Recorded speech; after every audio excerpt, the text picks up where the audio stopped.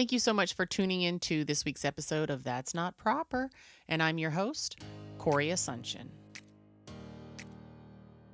Before we get started with today's episode, I just want to thank my listeners for staying tuned in to me each week. In addition to that, I want to request that you please subscribe, rate, and review That's Not Proper on whichever podcast platform you are listening on. Head on over to my website, that'snotproper.com.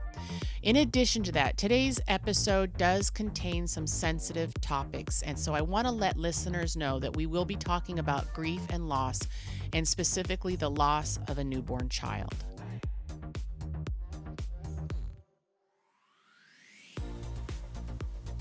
Today, my guest, Crystal Webster, author of Confessions of a Griever, Turning a Hot Mess into a Haute Message, is here chatting with me about loss, grief, healing, and breaking the taboos and stigmas associated with those struggles.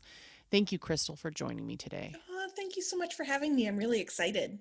I was incredibly thankful that you had replied because I feel it's timely, but it is an important topic that doesn't get talked about very often. So let's start from the beginning, prior to writing the book. Give me your story. Oh, that's a loaded question if I've ever heard one. So kind of the condensed version of my story is I was pregnant with our first child, my husband and I's first child in 2010. Mm-hmm. And it was a very easy pregnancy all the way up to 32 weeks. And we went in for a routine ultrasound and heard the words that nobody should ever have to hear. And they were, something's not right. We're going to get the doctor. Mm. And I can already feel myself starting to cry. Sorry. Oh no! I can feel my whole body just, okay, I'm sorry. Go ahead. And so I was able to continue the pregnancy for another 2-ish weeks. Mm-hmm. And on May 19th, 2010, my beautiful daughter, Madelyn Elizabeth, was born. And she passed away the next day in my arms, May 20th, 2010. Later, we found out that it was a genetic condition that I gave her. So basically, she didn't have all of the right pieces to have her brain form. Mm. And because her brain couldn't fully form, it couldn't tell her heart to beat and her lungs to breathe and all the things that we just do and take for granted, And so the only reason that she survived as long as she did was because of me. Mm-hmm. I was keeping her alive. So at the beginning of the pregnancy, did you have those, they do the different blood work to check for different, and you had that, and it all came out clear? Everything came out fine. They had, they weren't necessarily looking for anything because this was my first pregnancy and there were no real indicators or complications or anything for them to really dig into. Mm-hmm. And even at some point along the line after 32 weeks, it might have been at that ultrasound, the technician said, we should have caught this at 12 weeks and we didn't. And how did that hit you? Just the should have caught it. That makes it sound like they did something wrong. It was more like most times this is found at 12 weeks. Okay. I don't believe that they did anything wrong. I wouldn't, I'm not, that's not placing blame. What I heard in my mind was we should have known at 12 weeks and not 32. Okay. However, that is actually one of my silver linings. It is. Explain that. If we would have found out at 12 weeks, we would have had to make very, very tough decisions. Mm-hmm. And you mean something like abortion or something? Yes. Like that? Yeah. Because at 12 weeks, that is still a viable option. Mm-hmm. At 32 weeks, we would have had to travel thousands of miles to another state to end the pregnancy. And that is getting all political. I am pro-choice, and having gone through that, I know that abortion is not a form of birth control. It is there are very tough decisions to make Mhm. there, not only physically, but mentally and emotionally. And I am so grateful that I had the opportunity to think through those and made the choice that was best for me. Mhm. Um, And I had that am, opportunity to make that choice, the yes. option. And to me, at 32 weeks, it wasn't really a choice. It was more like that was an option, and here's the Right. choice for me. At 12 weeks, it very much would have been. I believe. Granted, I've not been in that situation Mhm. at 12 weeks.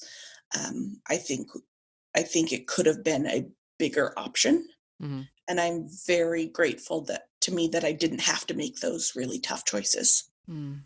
I can't even, imagine. There's something that you said a few moments ago when you were saying after she was born, that it was a genetic issue and that it came from you. And the way you said that, the first thing that popped into my head was, did you blame yourself? Oh, absolutely, You did. 100%. Oh, my heart Um, right now. Sorry. yeah, and that in of itself is a little bit of a story, in that there were really only two. We didn't know anything. We just knew that Madelyn wouldn't survive Mhm. until she passed, and then after that point, we had, they said, okay, we do an autopsy, and I still to this day don't know if that was like a question or a statement. Like, Oh. or like, I was just like, okay, what? I mean, and I was all hopped up on drugs and everything. I Mhm. was Did you have messed to go in a through lot of ways. labor and everything to deliver her? Yes and no. So we had an emergency traditional C-section. Okay. So what is a Um, traditional? What do you mean by emergency just traditional? the so basically, once we found out that Madelyn wasn't going to survive, my husband and I decided that we were going to continue the pregnancy as long as we could. Mhm. If for no other reason, we were going to prove the universe wrong, and Madelyn was going to be born fine, and we were going to be a family of three, Mhm. and we're not, all of those things. So it was like every couple days I'd go in, and they'd be like, okay, we'll push it another couple days. We'll, come back in 48 hours kind of thing. Mhm. Um, and so then one day they were like, okay, nope, tomorrow's the day. We're going to the hospital. You're checking in at 7 a.m. or whatever. And because of the size of her head, because her brain didn't fully form, and my medical could be all wrong at this point, but she had too much spinal fluid in her brain. So her Mhm. spine was making fluid that is normally absorbed by the brain and then kind of circulates. Well, it was creating too much fluid because her brain wasn't there. And so her head was the size of I want to say 54-week-old baby. Oh, so it was like It swelled. was, her head had swelled. So they had to do a C-section. It wasn't safe to do it the Mhm. traditional way. But they also had to, like normal C-sections, I've learned, they make certain incisions, they make as minimal as they can. Mhm. Traditionally, like back when they started doing C-sections, they just chopped you up and Mhm. I basically got just chopped up to get her out kind of thing. Okay. All right. I've Um, never had a C-section, so I didn't know what you meant by that. Okay, I yeah. understand now. Yeah. So I guess there's like a C-section as you think of it today, and then maybe a T-section. Basically, Okay. they cut you one way and then they cut you another way to make a T kind of thing, is Okay. how I understand it from a very non-medical way. Um, so basically, if they do it that way, then you will always have to have a C-section Okay. if you have additional children. Yeah, okay, I understand that part. I remember, my oldest is quite old. So I know back then if you had a C-section back then, the likelihood of being able to have a vaginal delivery later on was slim because of the type of C-section. So people were all excited about VBACs, vaginal birth after Yeah. cesareans. Yeah. Yep. And Yeah. I think that has a lot to do with it, is that once your uterus heals again, it's just not as strong as it once was. Hmm. And when you do a traditional or whatever the official term is. Mm-hmm. There's just more pieces that are not as strong as they once were. So VBACs are less likely type of Right. thing.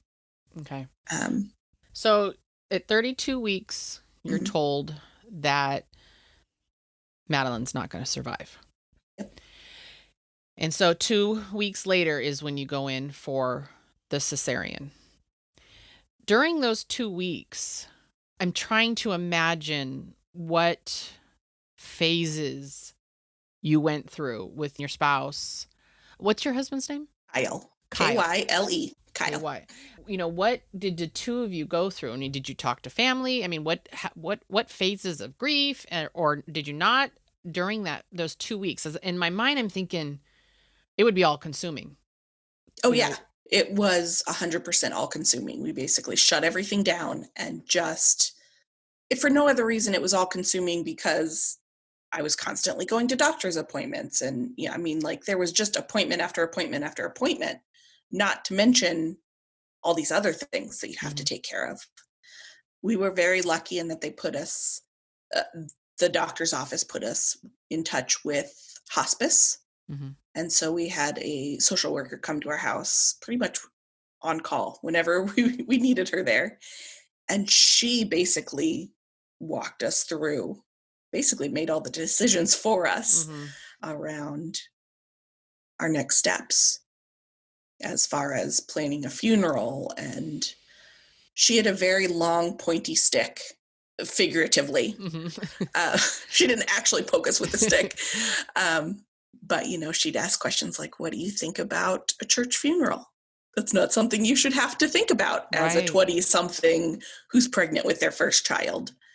So we actually, had to sit down and think about it. And I mean, none of these things should you have to think about. I mean, I can't even, it's hard to, being on the outside, even process. In my mind right now, I'm thinking, who do you go home and call everyone and, tell everyone? I mean, how do you even have those conversations? And then I'm thinking about, baby showers and, canceling baby showers I can't even imagine all of those things, which seems so menial, but also I know the way I am. Those are things that I would be thinking about. I was so focused on taking care of others at the time. Like, okay, well, I don't want these people to go through the motions of setting up a baby shower, knowing perfectly well that I'm not attending. Like, I'm not going to be there. Sorry. So I remember going home, obviously not sleeping, like trying to sleep, but like I sent like 4 emails. I couldn't even vocalize. I was that much of a mess. And so like I emailed my mom and was just like, here's where we are. Cause she wasn't there it was just my husband and I at the ultrasound, because that's kind of how it had been, everything was normal. And and was not like let's have everybody and their dog come to the doctor's office with me. Which is pretty common, I think maybe a friend went with one of my first 2 pregnancies or something like that. But for the most part, it was just me and my partner. I'm not having a party in there. So yeah. Exactly. I mean, you're half naked and like. I mean, step out while they stick this in me. I mean, you just, nobody else is going to be around for those things. Right. What was the response like of your family and friends? Everyone, I mean, no one knew what to say. Right. Because you just don't know what to say. I didn't know what to say. Lots of food, lots of flowers. I couldn't have carried on. I don't remember there being conversations, but I also couldn't have carried on a conversation if my life depended on it, kind of thing. Like, I know there were probably people around, but I don't necessarily even remember that. So like walking in a fog almost. Absolutely, yes. Yeah, I know that there was an outpouring of support, but also mostly I know that because of all the cards and the pictures and the things that I saw after the fact. Not for no reason other than I was so it was such an out of body experience, and I was just physically going through the motions and what is the minimum I have to do today? Mhm. Oh yeah, I should probably shower. Have I brushed my teeth in a few days kind of thing. Mhm. My thing about funerals is you're already going through, and so I'm using you for an example, an unimaginably painful time. The last thing on the planet I want to do is get dressed. I would think is get dressed nice, go to this place with a bunch of people, pay money to have everybody come. Food. I don't know about yourself, but in my family, there's always like tons of everybody comes over and Yeah. everybody's eating and drinking, and and by the way, they all leave the mess, and who's got to clean that up. Funerals are a weird experience for me, personally. And how did you manage that? It was very important to me to have the ceremony of the funeral. Hmm. Um, because more than anything, you have a funeral and that makes something real. Okay. Like Madelyn to anyone else than me, and even like even to my husband to some extent, like she was just like this thing, like this thing that's going to happen. Hmm. Kind of along the same lines of miscarriages and stillbirths in a lot of ways. And I felt like having the funeral was like, nope, she was here, she was real, this is a thing. Like her name is Madelyn Oh, Elizabeth. yes. Say her name. Like Hmm. she's a human. Right. I And so to noticed that me, on your website. The first thing that struck me was you use her name. You use her name frequently. And I appreciated that because it does bring her, I don't want to say to life, but do you know what I mean? mhm, She was here. She existed. It wasn't just, I lost a baby. I lost Madelyn. I lost Madelyn. Yeah. Yes. And I noticed that instantly when I saw your website. And I thought that was really important when, I didn't consider that aspect of the funeral in that way, in that light. And I can see that that makes sense to me. I guess it's almost, I don't want to say closure, but it's like a step towards a closure in a sense, is what I would assume. This is based on, assumption solely. So, after the funeral and all the plans that go into that, because obviously that's not just a little blip, it's a big thing. Well, and to be completely honest, like my mother went and bought me a dress and ironed it and brought it over, and she was like, you are wearing this and here are your shoes and let me go get your undergarment. Like here it is, Mm, almost like I was 4 years old again. And other than the quote unquote important things of the funeral, like how we wanted to the portray structure. Madelyn and the songs and the thing, Hmm. like I don't remember. I know that there was like a little gathering afterwards in the church basement. I don't remember planning any of that. I don't remember paying for any of that. I don't like. Have you, in conversations with your husband, do you Mhm. guys have like very different experience memories around that time? Yes, because he has memories and I don't. Really? He's talked about it before, and he very much went into the fight or flight mode. Hmm. Like I need to protect, like traditional, I need to protect what is mine, and Hmm. and hunting, gathering, and Right. kind of thing, where I just basically shut down. Like it was so overwhelming and overpowering that I just couldn't. And I was hopped up on hormone. I mean, like, Yeah. not only are you pregnant, but Oh, now you're postpartum. yes, Yeah. and all of those, and they're giving me medication for pain, and they're giving me medication because they think I'm suicidal, and they're giving me medication for this, and Oh so gosh. I have all these medications. I'm already postpartum, full of all those hormones. I really remember nothing.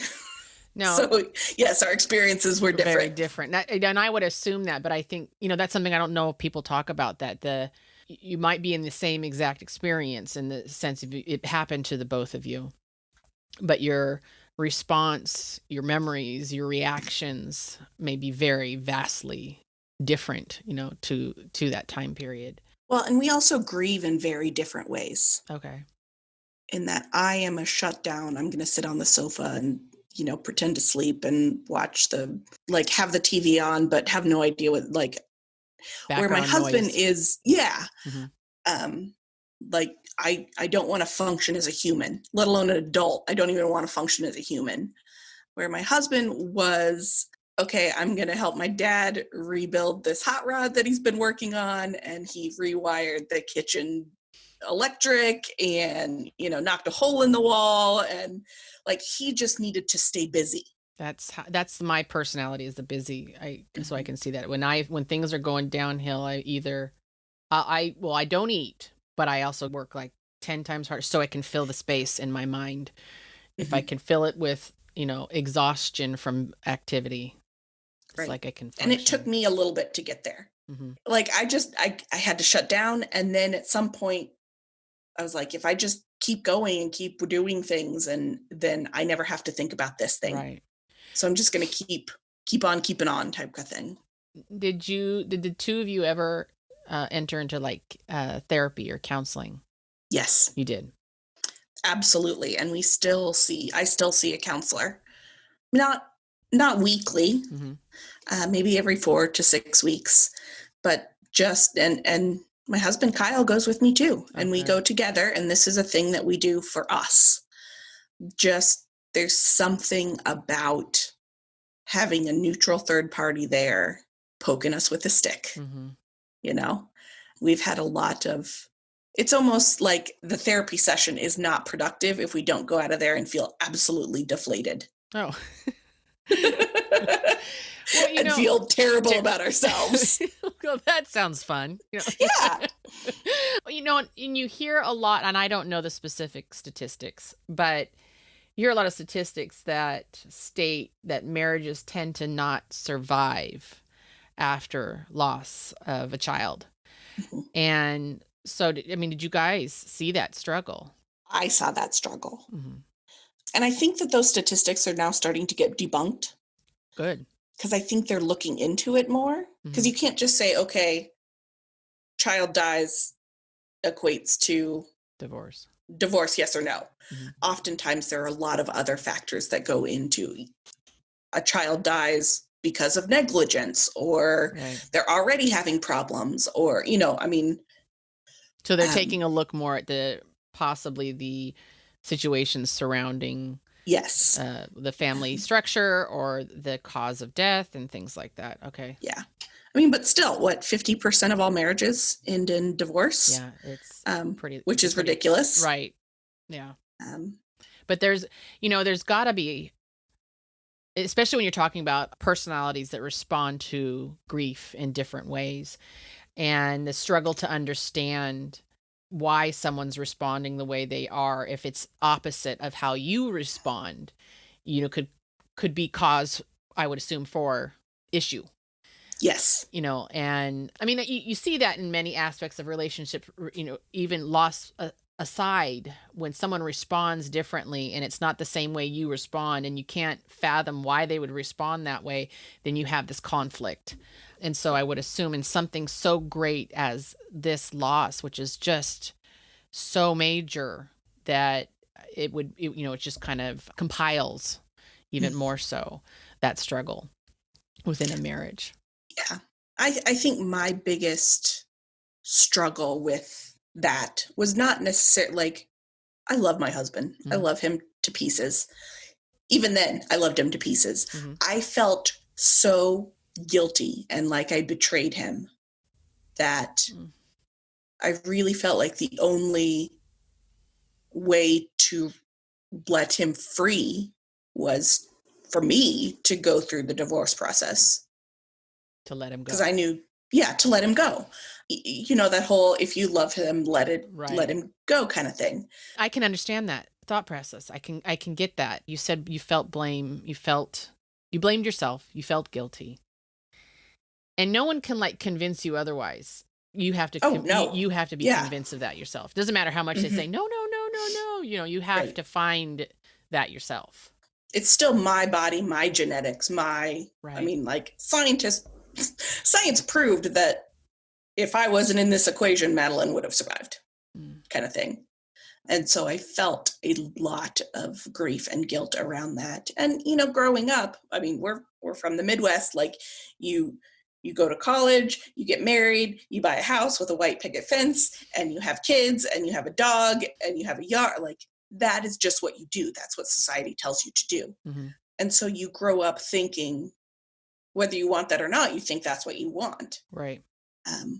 And so now you've got this, you've lost your child. You're finding mm-hmm. out that there's this genetic thing, and you've now put blame on yourself. Mm-hmm. And then on top of that, you're not meeting the superficial society norms now. Right. That's so much. That's so much. It's just so much. Yeah. And I felt like, okay, this is my lot in life. This is where I'm supposed to be. Mm-hmm. I don't need to bring the others down around me. The others being my husband. Mm-hmm. So let him go. So let him go and let him have the kids that he wants with whoever, But he very quickly sat me down and said, that's bullshit. Mm-hmm. And, I married you to marry you, not the family that you could bring me or any, like, basically put the kibosh on that. Yeah. Very quickly. Well, I'm thankful for him for doing that. Yes. I'm assuming then that there's phases of grief that you go through, and you hear about all of that. But let's put that aside for a moment. Okay. I'm really curious then. So now we have a book, and yep. Which, by the way, you went and picked it up the other day. Yes, the proof. You picked up the proof. I couldn't remember the word. Mm-hmm. Yeah. The proof the other day. And the book will be officially released on which date? May 19th. May 19th. Because May 19th is Madelyn's birthday. And that's Madelyn's birthday. Has to be May 19th. Okay. And so the book, tell me about the book. Yes, I'm super excited. The closer it gets to being real, I mean, just like a pregnancy, the closer it gets to being real, the more real it becomes, kind of thing. So the book is called Confessions of a Griever, turning a hot mess into an Haute Message Laughable Lessons for when life just sucks. Mm. And it is part my story, so part kind of what we've talked about today, and just it's part research, part self-help, but the thing that I think is really cool is it is a choose your own grief guide style book. Okay, explain that to me. What do you mean by that? Because I saw that and I'm like, what does that mean? What does that mean? Yeah. So I don't know. When I was little in like elementary school, we read choose your own adventure books. Mm-hmm. So you'd read a chapter and then it'd be like, if you want to go to the forest, turn to page 11. If you want to go to the cliff, turn to page 43 or whatever. Mm-hmm. So that's how this book is laid out. Mm-hmm. Every chapter, at the end of the chapter, you decide what resonates with you, where you want to go next. Because that's how grief works. I started to say something about the phases of grief, but I wanted to step into the book because you hear things like, there's this phase, and then there's this phase, and then there's this phase. But I would assume that that may alter for some people. They might bounce over to this phase prior to this phase where somebody, may do it differently. And so I did wonder if that's kind of what you were doing with the choose your ending kind of thing with the book. Yes, exactly. So Elizabeth Kubler-Ross back in the 60s wrote a whole book called On Death and Dying. And that's where you hear the stages of grief. Mm. There's either 5 or 7, depending on kind of what advantage point you take. But one of the urban legends around that study and that book is that Kubler-Ross actually regrets that she called them stages. Really? Because that makes it sound like you go to a stage and then you finish that stage and you move on to the next one and you don't go back. They're more fluid. Mm-hmm. Yes, traditionally you hit shock before you hit acceptance. Right. But it's not like you get to acceptance and you stay there. Right. Sometimes you go back to shock and sometimes you go back to depression or denial, so it really is more of like a roller coaster of grief than stages of grief. Right. So the book is actually broken up into those 7 stages of grief. And if you read it linearly, you will read, shock before denial, before testing, before acceptance and all. But I found, I could accept this piece, but then get shipped, get back for this other piece. Or, I mean, like every Mother's Day, I get just knocked on my booty because that's a day that should be more than what it is to me. Right. Kind of thing. And so there are triggers like that, and you can have grief bursts and all that kind of stuff. So that's kind of that's how the book is laid out, and that's why it's laid out the way it is, and also why you're not supposed to read it page 1 to page 100 kind of thing. I think that's really interesting. Where did you come up with the idea to do that? I have not lost a child, and it is unimaginable to me. So I can only relate it to loss that I've had in my life. What comes to mind is and loss is loss, and grief is grief. Do not try to compare it, and it is all relative. And that's, I'm learning those things. It's, it's one of those things where you kind of go, well, it's not, my loss isn't as bad as, or as significant as, your loss. But so when I think of it, my grandparents were very poignant in my life, and they died 6 months apart from each other. One was completely unexpected in the sense that it turned out my grandmother was dying, and we all knew that. We were expected her to die, picked out the plots, all that. Still didn't feel real. It was like, grandma's not going to die. It's not really going to happen, but we're still doing all the things. Well, we find out my grandfather's got cancer and he's gone in a month. Totally unexpected. And then she was found dead 6 months later. And they essentially they didn't raise me, but they did raise me. Not like because my mother was absent, but just because I was there all the time. Right. And so for my grief and loss, that's who I think of, because to this day I can think of them, and I will cry. It brings tears to my eye to consider them. Oh, yeah. And so I could see that, having these different periods, because when my grandmother passed, it was shock. I remember I screamed out, I dropped to the ground. It was, big deal. She lived a mile away from me, and I could have been there, so you blame yourself too. Why didn't anybody call me and let me know, go over to check on grandma, because maybe I could have saved her. And then we have jokes. My grandmother used to do these crazy things. She was older and she just did some weird stuff. And so we make jokes about it. So you laugh about it. Oh, grandma did this crazy thing. And then you go back to the next day crying because she can't see my children, and so I see those bounces. I think it's a fabulous idea that you did this book that way, because it makes sense. But you'll even hear people, like in movies or TV, oh, he's in this stage, so we'll just wait for the next stage, and then, the end, it will be done. And you're right. I am in that stage right now at this second. In 2 minutes. Right. Exactly. I'm going to be here or there, It's like bouncing off the walls. So doing the research for this, okay, have you ever written a book before? No. Okay. So never, ever. Where did you get the idea? What brought you to the idea that a book needed to be written? It was cosmic, to be perfectly honest. Everything since Madelyn's passing I really believe it's been her saying, okay, Mom, you're going to do this now. Like how I started Sharing Solace, it was a bolt of lightning, and it was Madelyn saying, okay, Mom, this is what we're going to do now. Mm-hmm. And so actually through a very long chain of events, I met someone at a conference who knew this professor at Georgetown. This person, I guess, liked my story, so went to this professor and said, I think you need to talk to this girl. So that professor reached out to me and said, I'm trying to do this program where we write books. I think you have an interesting story. Would you be interested? Mm. And I was like, who? What?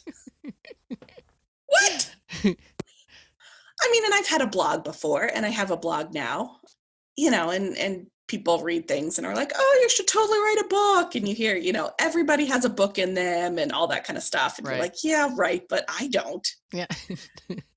How long was the writing process? So when he approached me, it was last summer.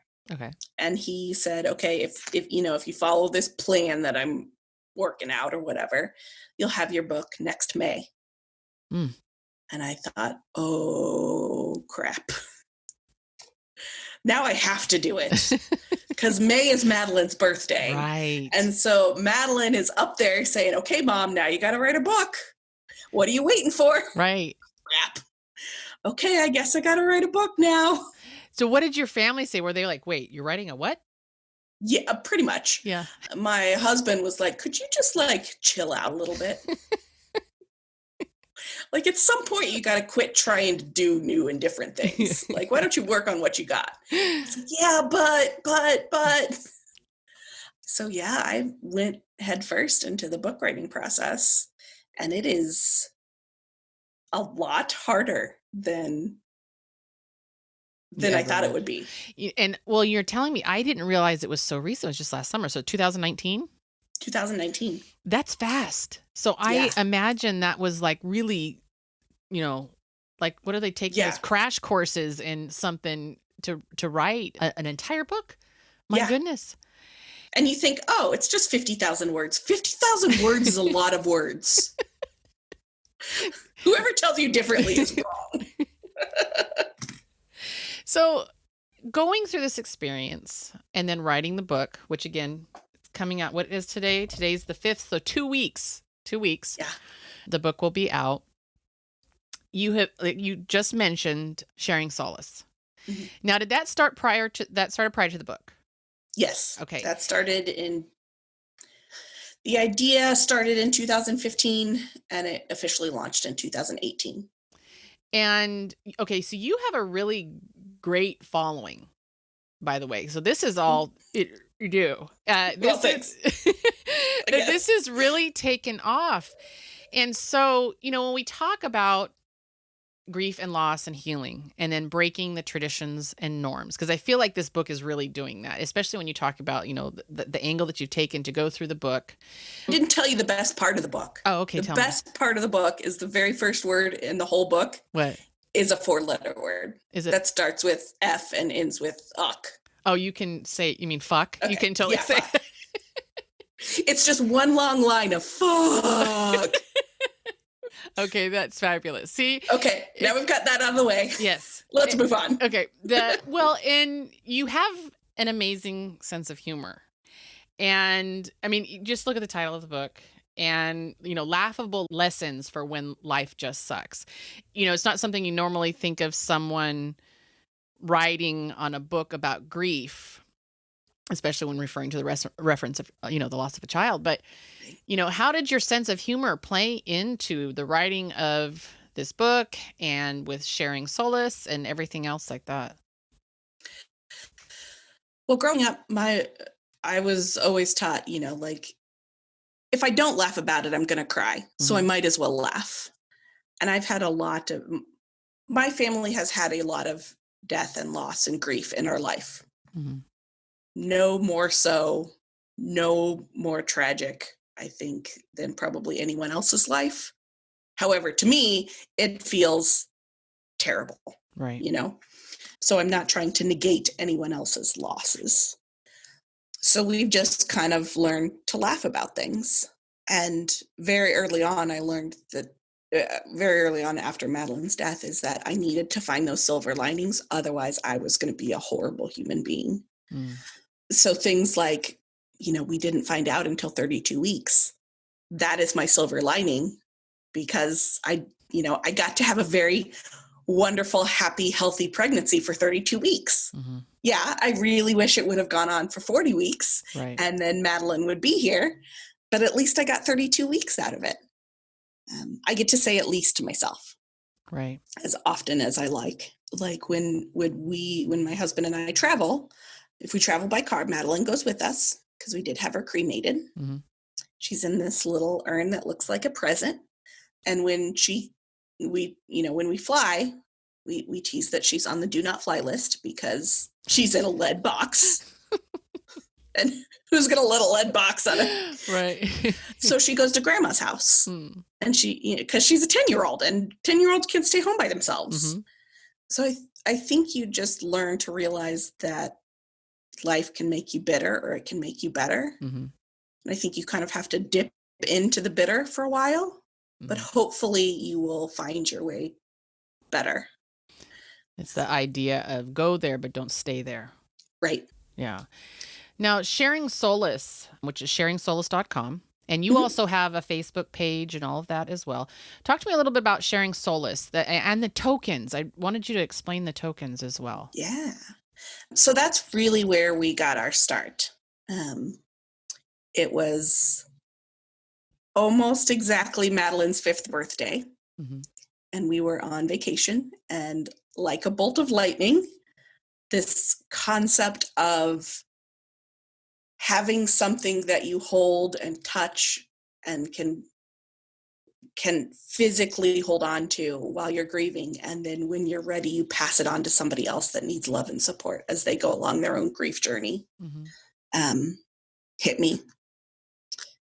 And so, but I had to spend 3 years figuring out what that meant. Mm-hmm.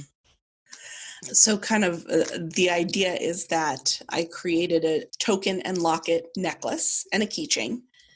And the idea is that you keep it near your heart. You keep the whole piece near your heart as long as it brings you comfort as you're moving through your grief journey. And at some point in time, it won't bring you that same comfort that it once did. Mm-hmm. That's just the nature of grief. But at that point, it kind of symbolizes you're ready to release the debilitating grief, that I don't want to function. Maybe now I should start being a little bit better, trying to find the better in life.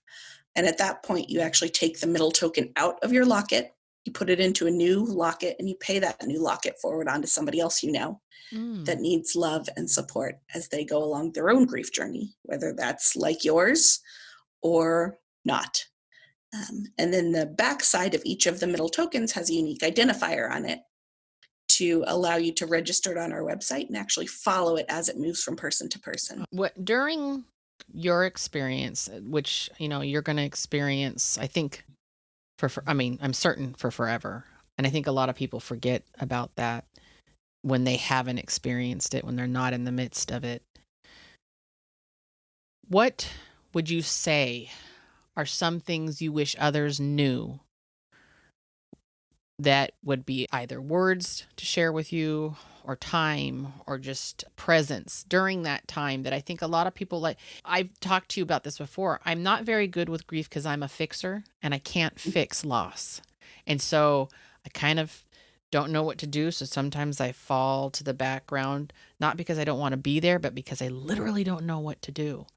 And so what would you say to someone like myself? What do we say? What do we do? What do we not say? Well, I'll tell you what you don't say. Any of the platitudes. Okay. God only gives you what you can handle. Everything happens for a reason. I write an entire chapter about that in the book, and it's called "You Don't Get to Call My Husband an Asshole."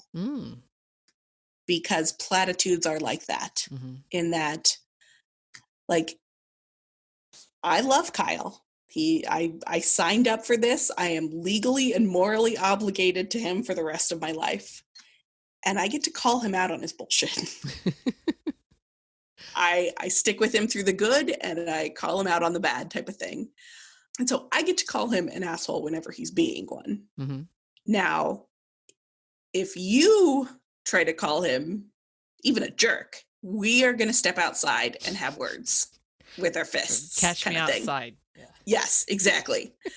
And I feel the exact same way about platitudes. Like, I get to say that God doesn't give me more than I can handle. And I get to say that everything happens for a reason. And I get to find my silver linings. You don't get to force that on me. But they're platitudes because people don't know what else to say and have heard them said before. Right. Now, yes, I do believe if it doesn't kill me, it makes me stronger. For me. Mm-hmm. Like, I've survived 100% of my days up to today. I will probably survive. And to me, the worst thing that could ever happen to a human being has happened. Mm-hmm. And I survived that. I'll survive this kind of thing. But if you try to tell me that, we're going to have words outside. Right. Type of thing. That makes sense. So I think what not to say is all the things that your brain immediately tells you to say. Right. Anything that starts with at least. At least you had them for this long. At least, they didn't suffer. At least, whatever. Those things are not okay to say to people. Well, it's saying, you say it like that and it's dismissive. Yes.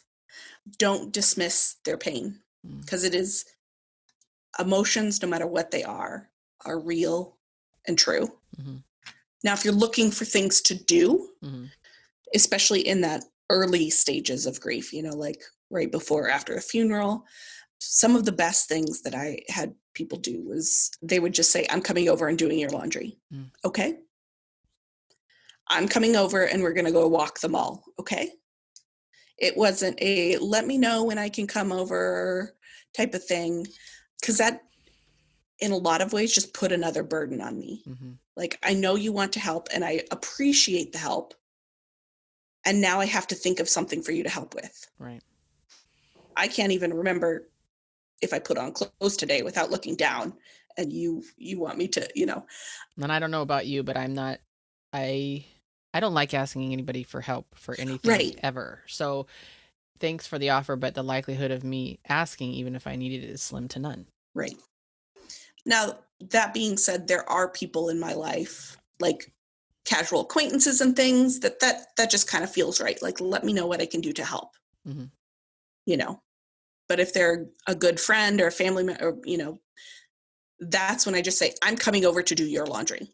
I'm coming over to clean your house. Mm-hmm. I'm coming, and they give them the opportunity to say no, but don't ask them. Right. If that makes sense. Yeah. And that's something that you can do that also helps them in a way. Right. Because they probably have bigger things on their plate than worrying about clean underwear and food in the fridge kind of thing. Well, those things obviously those things are things that we do on a daily basis all the time, but they would probably be the last things I'd want to be doing.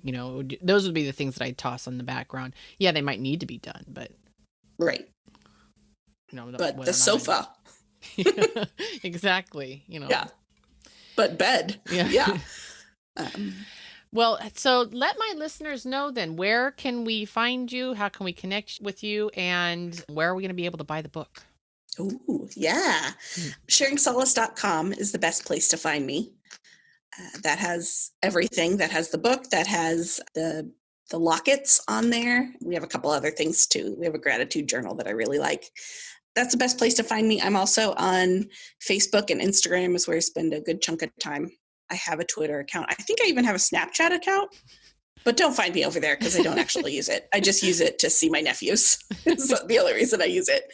Yep. If you just Google Sharing Solace, I should just pop up. Okay, great. The big pink butterfly. Yes. Yeah. I don't think there's any other Sharing Solaces out there. No, I don't think if they are, we're fighting. Yeah. I'm going to take them down. But yeah, SharingSolace.com is probably the best place to find me and to get all the goodies on everything. And we'll be able to buy the book from SharingSolace.com as well. Yep. Yay. Yeah. Well, thank you very much, Crystal, for joining me today and sharing some pretty deep, intimate, very vulnerable stuff with me today. I appreciate you. Thank you so much. This was a pleasure. Thank you so much for listening in to today's episode of That's Not Proper. If you are interested in connecting with Crystal, please check out her website at sharingsolace.com. I'm going to put that in the show notes so you can direct link and click on it and head on over there. In the meantime, please share, rate, and review That's Not Proper on whichever podcast platform you are listening on. And remember to tune in next week for the next episode of That's Not Proper.